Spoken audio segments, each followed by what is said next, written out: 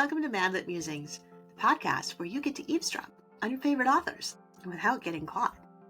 I've been stoked to have authors like Angela Hunt, Bill Myers, Nicole Deese, Tessa Afshar, comedian Bob Smiley, and more on the show, and this year I have another great lineup of storytellers and truthsayers. If you love to eavesdrop at coffee shops like I do, this is the podcast for you.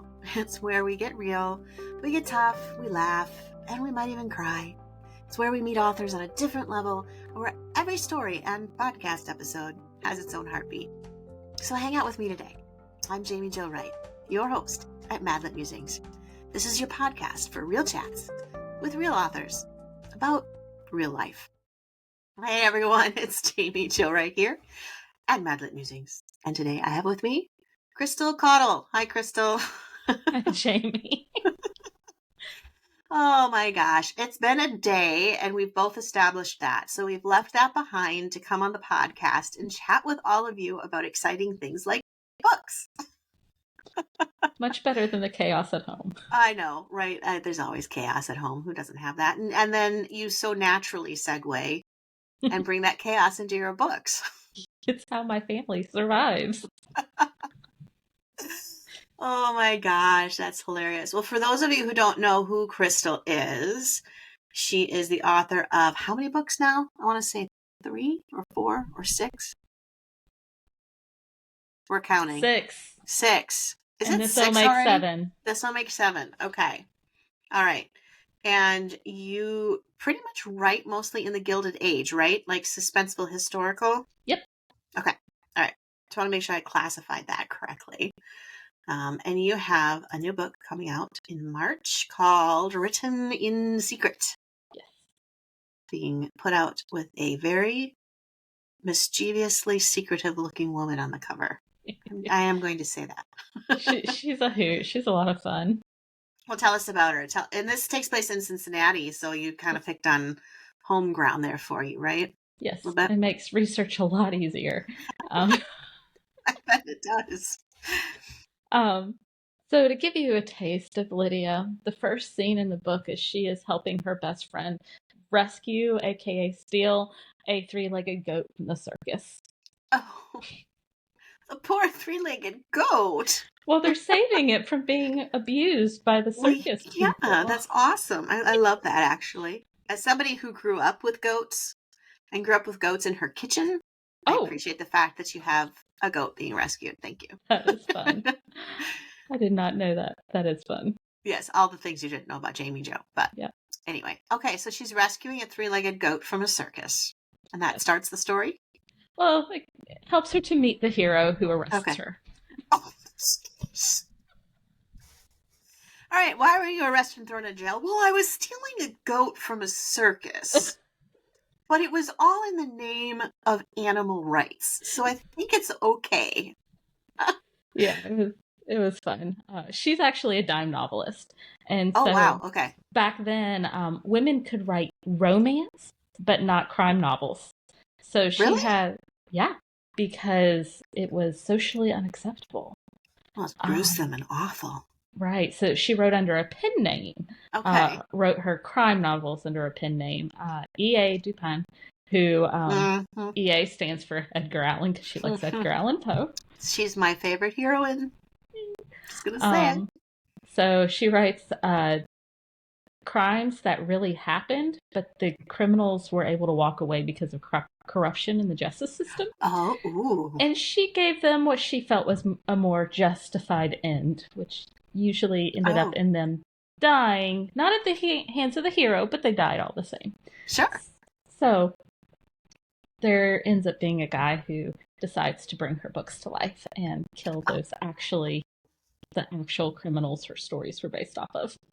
Oh, okay. So it's a little bit of old-fashioned Dexter coming to life. If anybody's familiar with Dexter. Have you ever watched Dexter? I know the premise of it. I've not seen it. Yeah, for readers who don't know the premise, I'm probably exposing myself too much on what I watch on TV. But Dexter is a serial killer who kills serial killers. That's his sole way of committing murder, was to find other serial killers and enact his own sort of vigilante justice. But he's a bona fide psychopath. So, If I watched more TV, I'd probably watch it. I just don't watch TV. I don't have time to watch TV. well, I will say it's not for the faint of heart. So if you are looking for a clean and wholesome television, don't watch Dexter. I can handle things. It depends on how gory it is. I don't do gore. Yeah, this is less gory and more like just language and You can't some escape of that that stuff. today. No, not really. But anyway, this isn't Yeah. a review on Dexter. I just it put that in my brain. So what you have is you have your heroine, whose name is Lydia, correct? Yes. Her real name is Lydia. Yeah. She's writing under a pseudonym. She's writing crime fiction where justice comes to the people who didn't actually get it in real life. And now some dude is out there going, that's a good idea. I'm going to actually do that for real. Yes. That was a great summary. All right, perfect. So how many people does he kill? Do we get a head count or body count? 4 or 5. Ooh, you're ruthless. I'm so proud of you. So, little background knowledge. That was one of the worst caregiving years I'd ever walked through. Oh, no. So, I have 2 coping mechanisms, and it's really goofy humor or murderous intent. And so, you can tell by the body count where your mind was at. And how goofy the book starts out with her stealing a goat from the circus. Three-legged goat, yeah. It bounces back and forth between the two pretty heavily in this book. Crystal Caudill exposed right here on Madlet Musings. Yeah. Oh my gosh, that's hilarious. So, okay, so then how does the hero come into all this? Is the hero the killer or is the hero the... No. Because that'd be a twist. Yeah, that would be. We want good Christian heroes who do not go around killing people for vigilante justice. That would probably not be approved That's the by God. epitome of the bad boy hero. Yes. I do not write bad boy heroes. Okay. So tell us about the good boy hero. So he was the police officer who arrested her. That's right. And so he actually gets pulled onto the case to find out who the serial killer is. And at the beginning, their only lead is the fact that it's this E.A. Dupin, who nobody knows who the real identity is. Mm-hmm. So he has to figure out, it's not a guy, it's a girl. Mm-hmm. And so she knows details he needs and things like that. So they kind of get forced to work together. To try and find the real killer. I like that. I like that. Now, does this take place... Okay, wait, we said that at the beginning. It takes place in Cincinnati. Okay. Because I was going to say, there's some of these types of books that are more set in like England and London and stuff like that. It seems kind of like it. But you're actually setting your books right here in the good old US of A. Yes. I like that. So with Cincinnati, does Cincinnati have kind of an underbelly to it? Like as far as historically, or where are you gonna take me here, Crystal? All right, so during the 1880s, Cincinnati was at its most corrupt. And of course, that's the decade Crystal picks to write in. Of course. There might be some reasoning behind that. So the police department was even, not everyone was corrupt, but the way that the police department was ran was the mayor chose who hired and fired. And political leanings could influence anything. Mm-hmm. Things like that. So their ability to keep their job was tied to keeping the mayor happy. Okay. And so, as you can imagine, that leads to a lot of criminal dealings. And then the society as a whole, the politics as a whole, juries were bought all the time, depending who your connections were. Voting was pressured. Counts were not real. I mean, you're talking ultimate corruption going on. Major corruption. So I played with that, and I tried to show that even if a government can be corrupted, that doesn't mean the individuals who serve in the government are necessarily corrupt as well. I kind of wanted that dynamic. Yeah. To kind of bring a little bit of hope to the justice system. Right. Oh, funny. So how did, historically though, if we look at Cincinnati and there was all this corruption, how did that get, like washed out and cleaned up? So Or it was did it? There's always going to be some form of I corruption. know. So the police department got completely cleaned up. I think it's in 1886. Okay. It shifted to a group of people who overtook it, and excuse me, there had to be 2 people from each political party plus another, like there were 5 or 6 people total, so Okay. that there wasn't a majority of anybody. And one of them had to be like a bipartisan or whatever. Sure. Yep. But it came under a more faithful rule, so that politics weren't influencing them so much anymore. I mean, they fired all the police officers. Oh, wow. Yeah. So they literally cleaned house. They literally cleaned house. Now, some of them got hired back, of course, but they started out with a clean slate. Clean slate. As far as the politics went, that took more time with different politicians coming in. And Right. Right. Okay. And so you just decided to, hey, let's throw a serial killer and some crimes and crime fiction and a spunky heroine who likes to save baby goats. Yes. And she's also a romance dime novelist. So okay.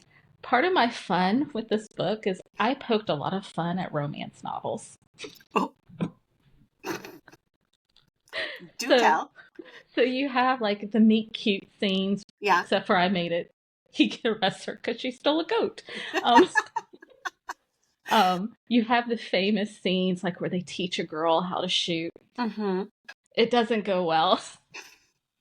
She's not a sharpshooter, like naturally. No, not at all. Okay. But I don't do it in the cute, fun, let's get closer way. He just looks at her and says, I'm not teaching you anymore. This is too dangerous.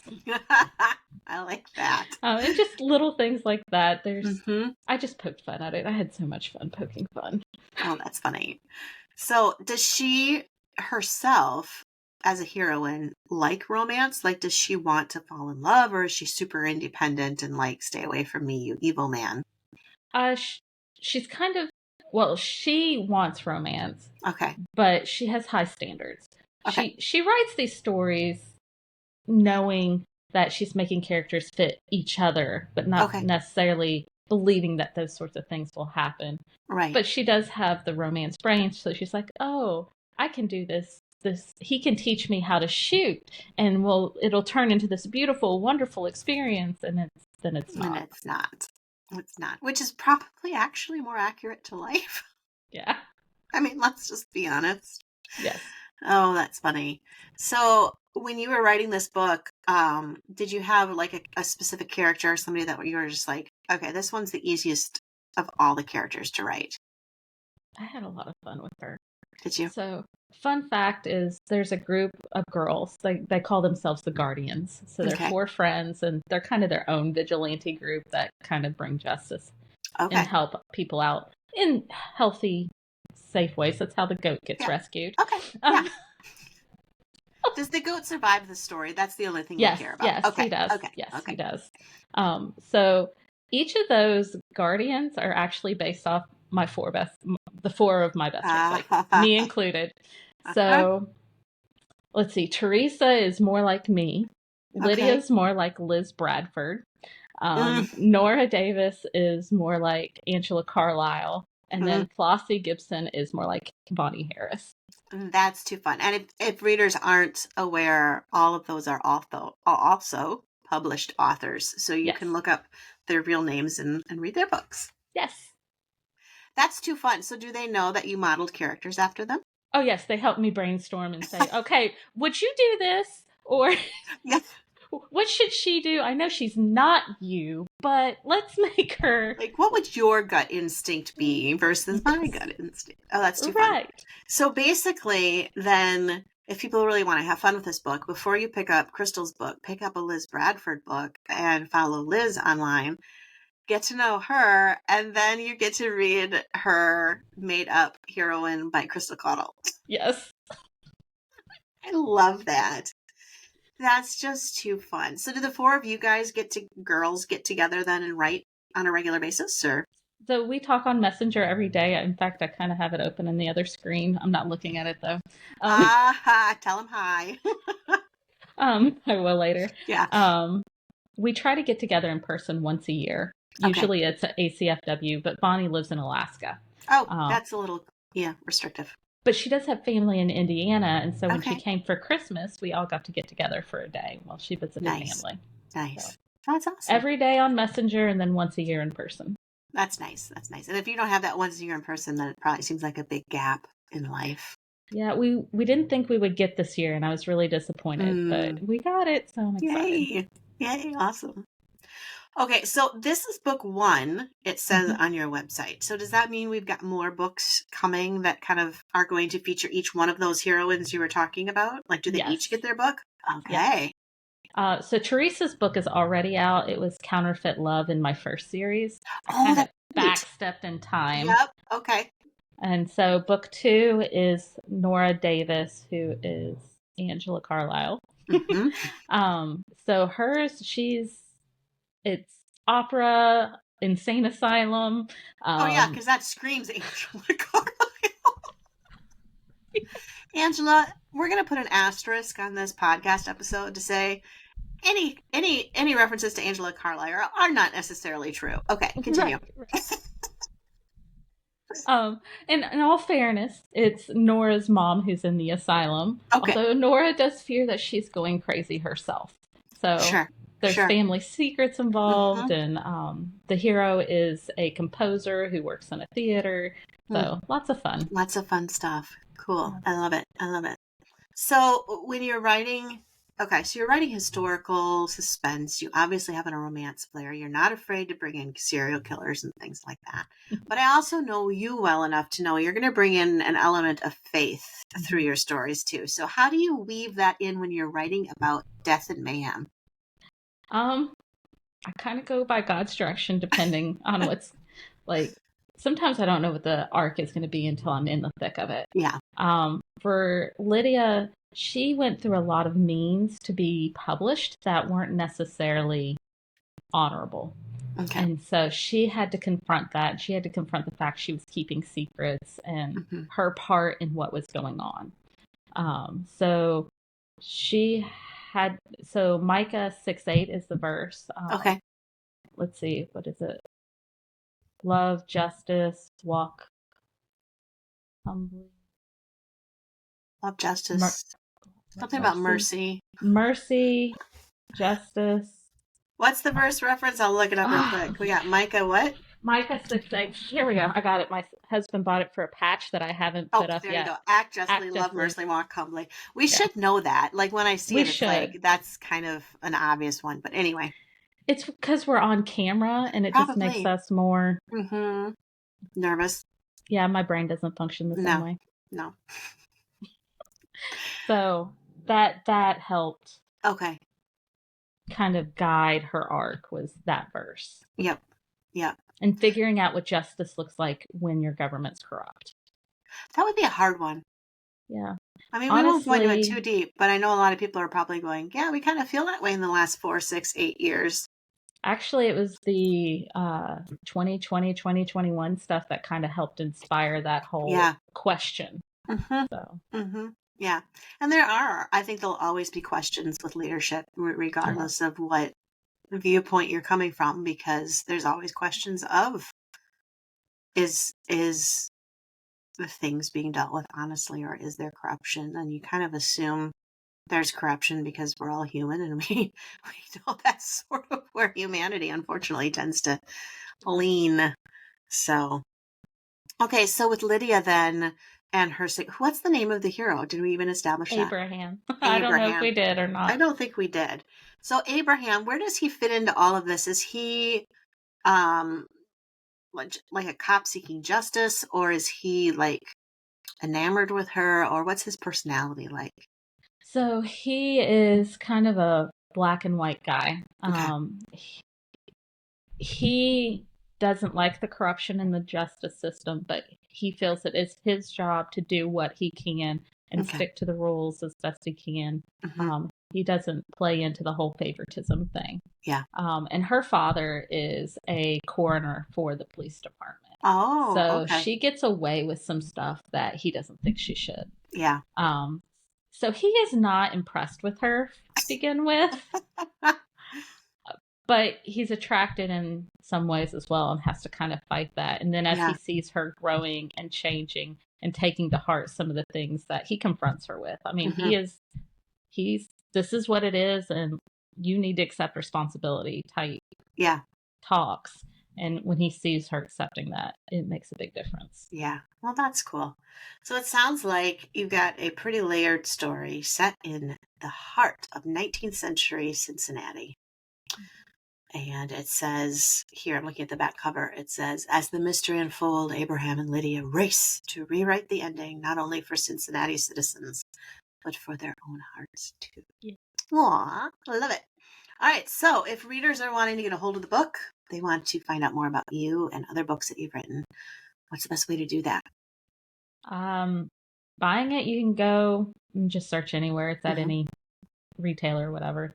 You can go to my website is probably the best way. Okay. crystalcaudill.com, and Caudill spelled Caudill. People always ask. I have a book section. I have book club matter. I have bonus content, and you can sign up for my newsletter there. Those are all the best ways to stay in contact with me. I have a reading challenge I do each month. And then I'm on Facebook way more than I should be. Crystal Caudill, author. I'm on Instagram, but I'm not good about it. Also, the same, Crystal Caudill, author. That's pretty much where you find me. Okay, awesome. Sounds good. Well, readers, if you haven't already checked out Crystal Caudill's books, you're going to want to, especially if you enjoy historical, romantic suspense. This is going to be right up your alley, and I think it's going to be a good read for you. I'm so excited that historical romantic suspense is a thing now. I know. It's about time. It's about time.